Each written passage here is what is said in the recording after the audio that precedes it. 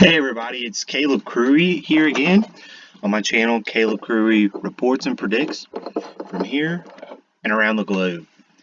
So before I start this video, just so everybody knows, uh, tomorrow is going to be Sunday, and every Sunday I will be doing a polling roundup video. So it'll be a little shorter than a lot of my videos, but it's just going to be a quick kind of because we usually get one or two polls a week on the presidential race in the United States. Those will be the general election head-to-head matchups that they do, and also the head-to-head, well, not head-to-head, but the primary election as well for the Democratic presidential primary.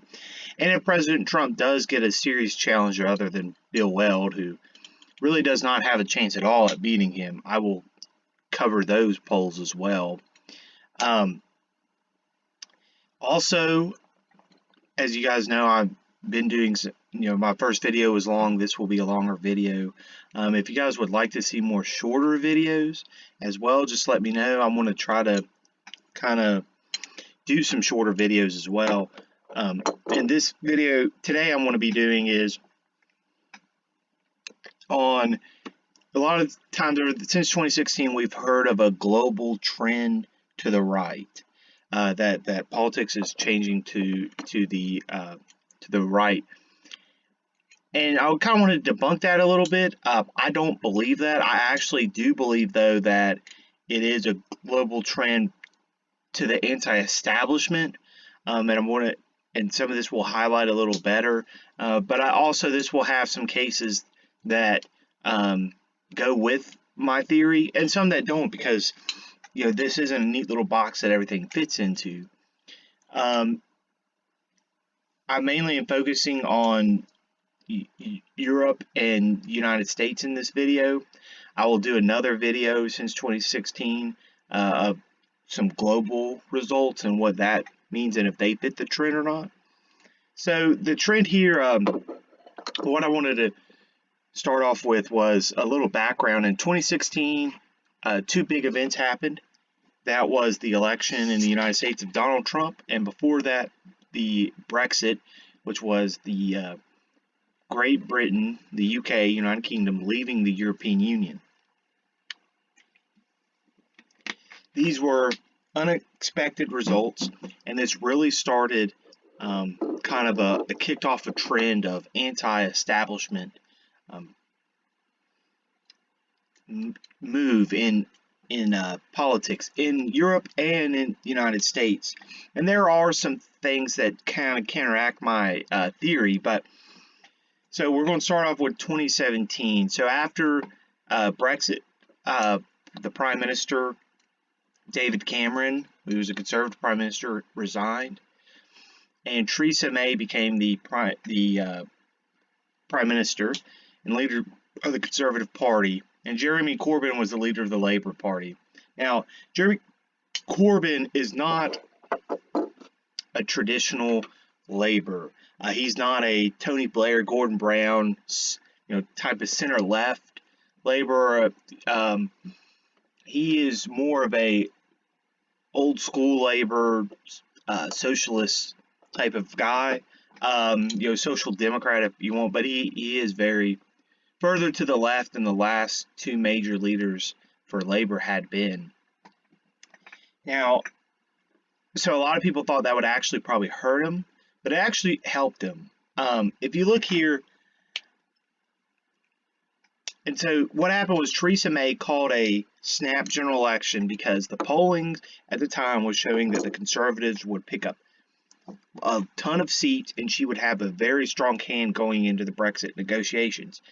Now, she ended up losing 13 seats overall here that put her under a majority, and she had to form a coalition with the DUP, which is the Democratic Unionist Party.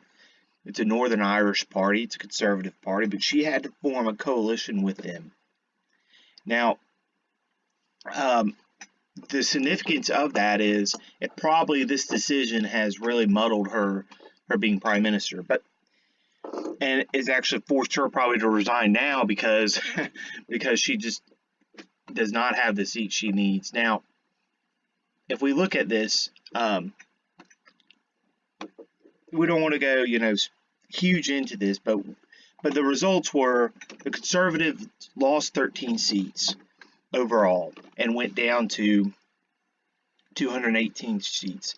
Labor gained 30, went up to 262. The S&P lost seats, they went down to 35.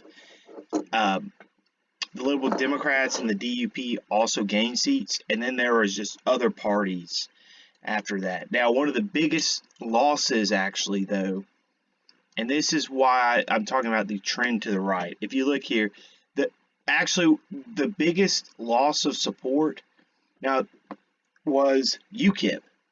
They lost 10 points in the polling. Now, if there was a trend to the right, UKIP probably would have went better. Now, this isn't a great example of a trend of anti-establishment, because both these parties, the Conservatives and Labor, are the traditional parties, and UKIP, the Greens, the S&P, Liberal Democrats, are smaller parties and not establishment, yet they all lost while the Labor and Conservatives gained seats. But Labor also had a non-establishment leader that bucked the trends of the time of the establishment at the time, and Labor gained 30 seats and 9.5% in the polling, in the result, in the vote share. That's a huge increase, and so that's why I do think that it fits into this trend.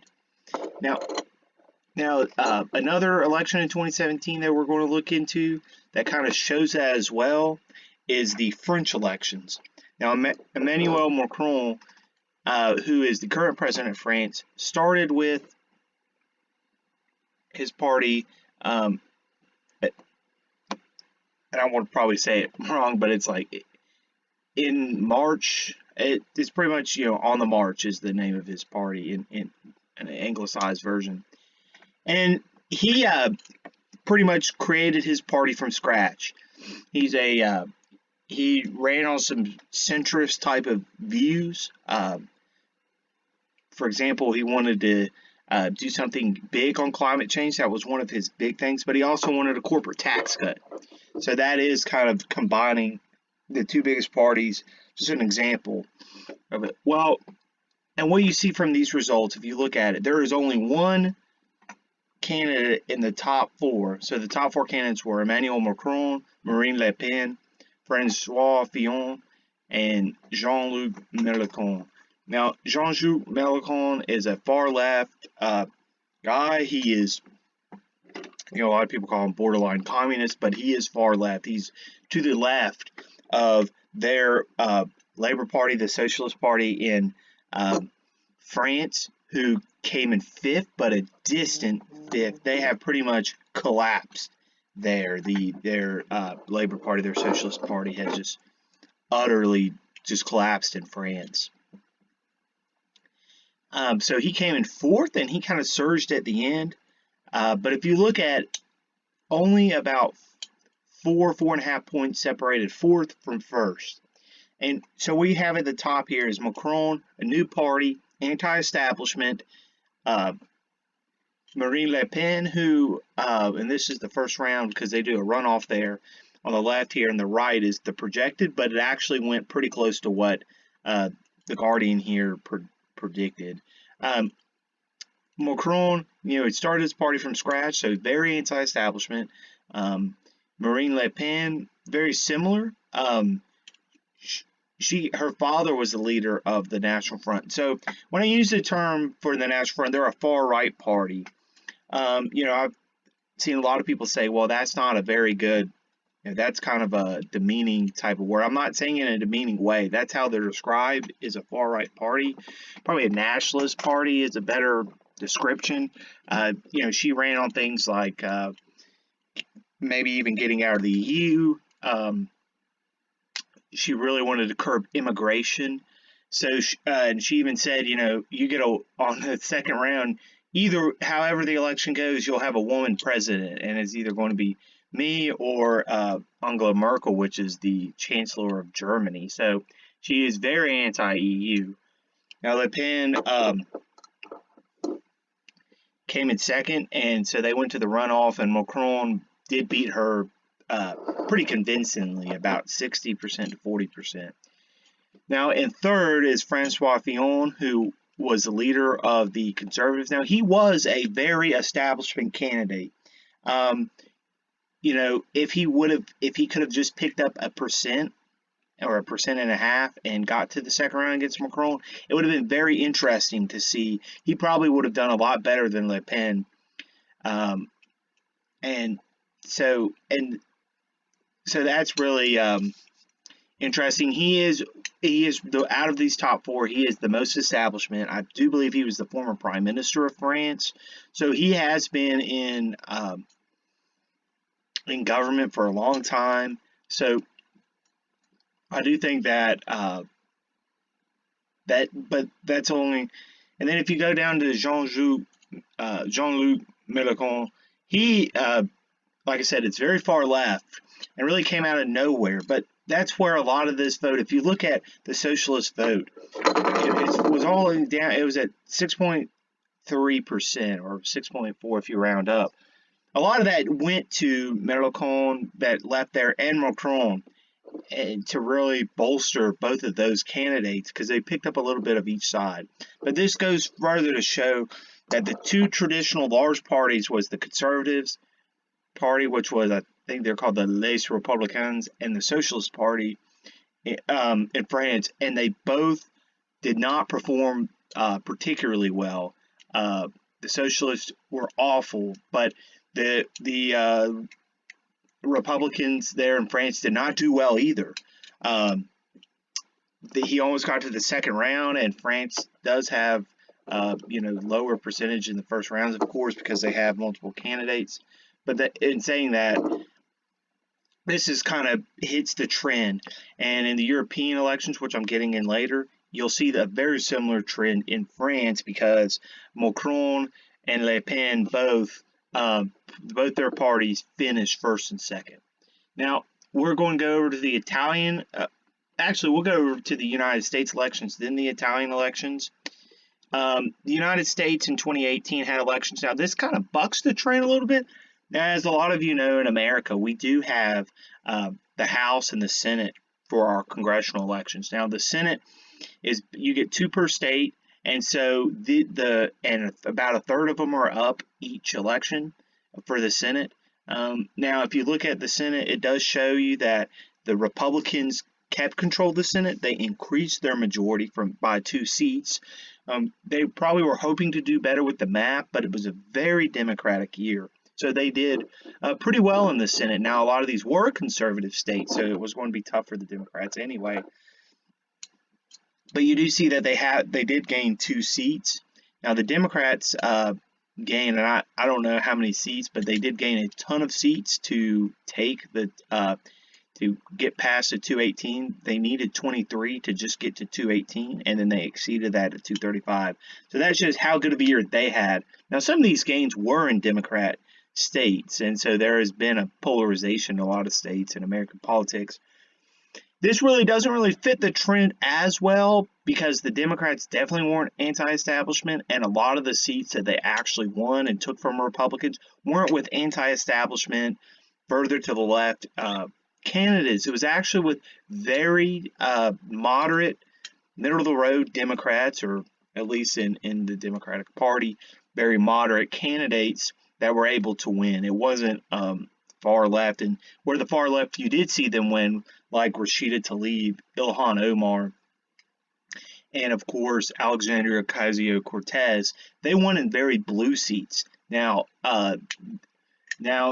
you did see in some blue seats some further left people win, so maybe that is that there was an anti-establishment wave in those seats. And on the Republican side, you saw some similarities in some of the Senate races. And some of the more red seats, some more further right people won. If you look at the governor's race in Georgia, they had a primary there, and Brian Kemp was very anti-establishment. So it's a mixed bag in the United States because some of these candidates that did win were anti-establishment, but then a lot were not. They were just moderate, regular candidates. So there's not really of a the United States is a little harder to fit into this trend.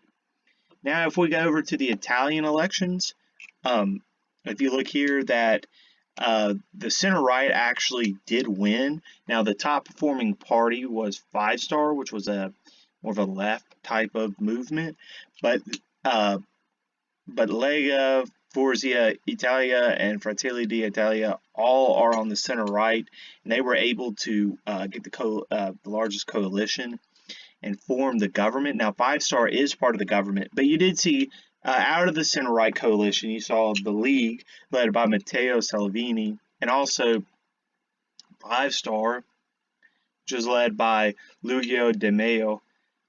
You saw both of those perform a lot better than anybody thought. I mean, the Five Star was up 6 points, but the League was up 13 and a half points. So that really shows that in Italy, it is following this anti-establishment trend. Two parties that are populist parties.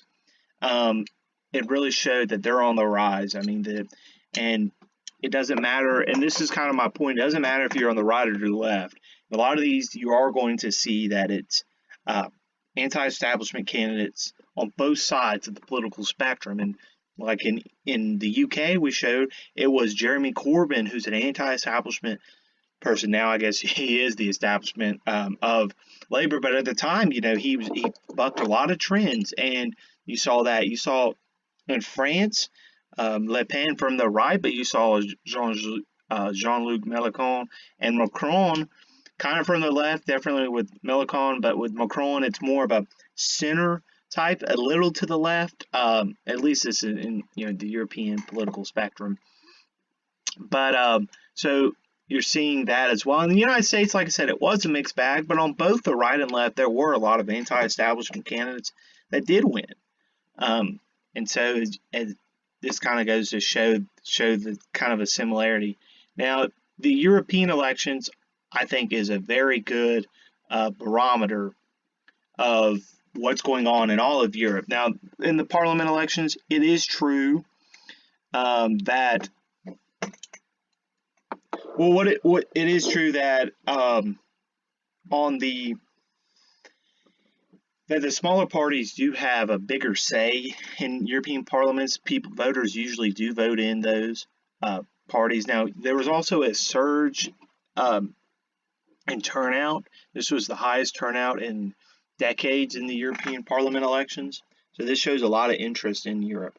Now, what we've seen here, we're going to talk about the two big blocs, the Socialists and Democrats, the S&D bloc, and the center-right bloc, the European People's Party. Now, these parties both fell dramatically. The Socialists and Democrats went from 186 to 153, and the center-right even lost more seats than that, even though they have the majority of the seats, from 217 down to 179 seats. But who gained from that? That's a really good question, right? So the Greens rose dramatically from 52 to 69, but had a really good vote share. In Germany, they actually came in second. So the Greens boosted very well. Now, in parts of Europe, they didn't do well, like in Eastern Europe, but they did well in Western Europe. So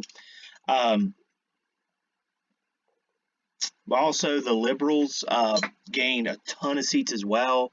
Macron's party in France helped that out. The Liberal Democrats in Britain had a huge showing. They ended up coming second, and that helped a lot as well.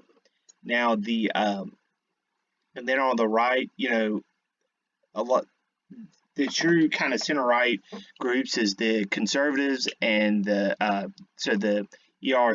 ECR, and also the EP on the center-right. These are kind of usually they both lost seats. Where do those seats go? Well, for the most part, they went to the populist and to the right-wing nationalist. Now, one of these, the populist is Five Star and the Brexit Party mainly, and the right-wing group is Le Pen and Salvini in Italy.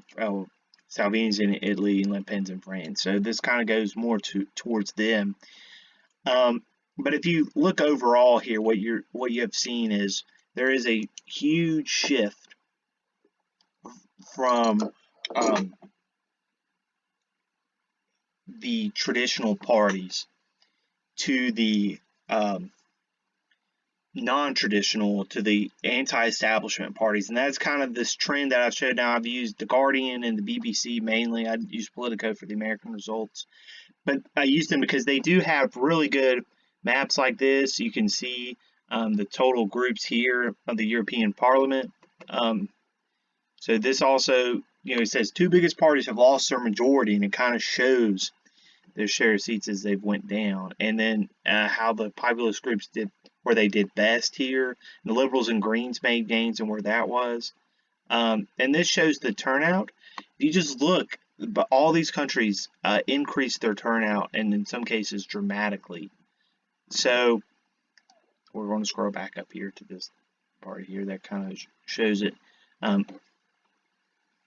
So have you seen since 2016, there has been not necessarily a global trend to the right as most say, but a global trend towards populists and anti-establishment parties. Now, why is that?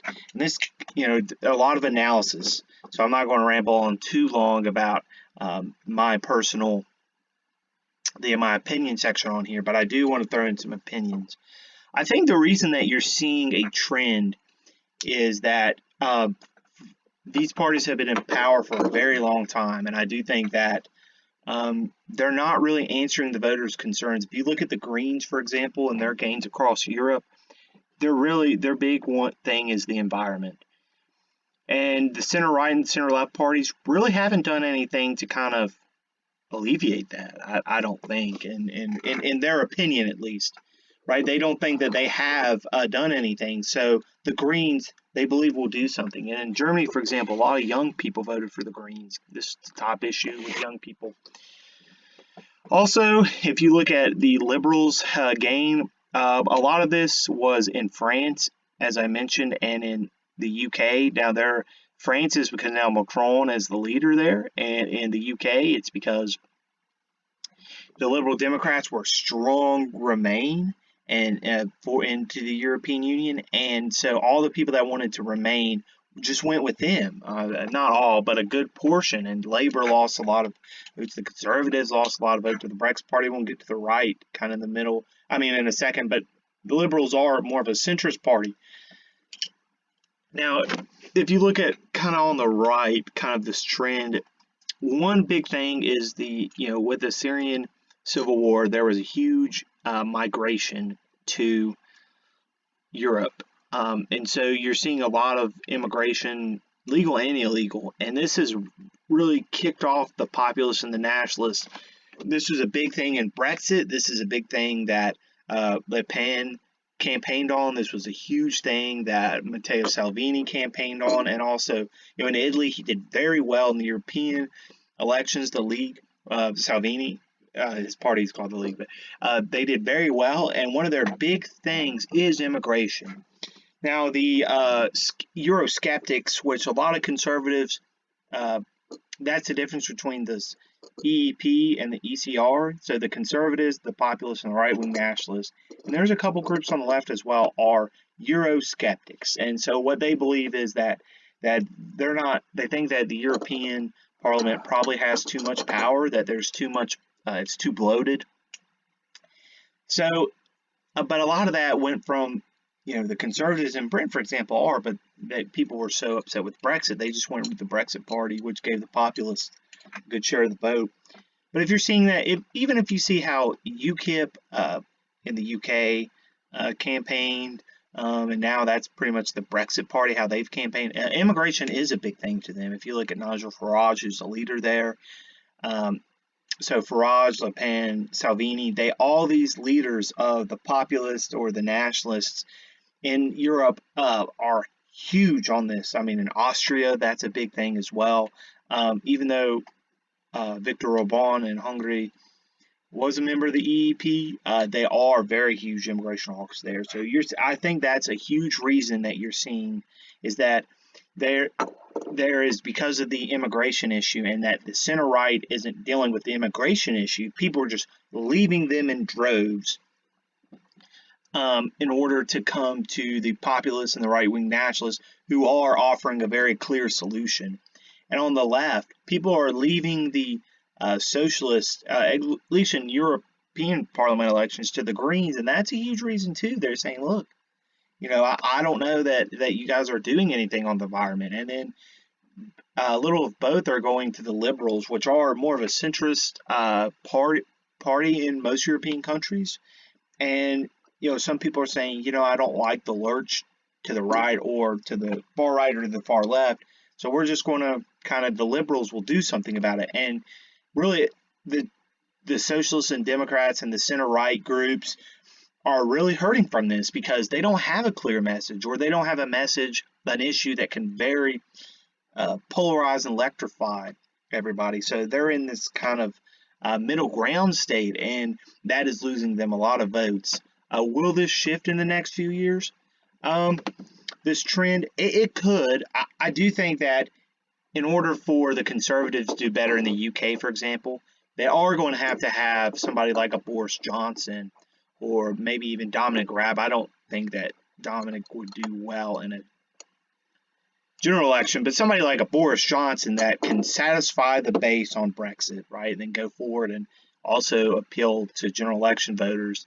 But Labor's kind of made, they're going to have to do something in order to not lose big to the Liberal Democrats as well. Sorry, so it will be really interesting to see how the major parties across Europe. I mean, in Germany, the socialists there were devastated by the Greens, and in a general election, the Greens are going to do very well there as well in the next general election.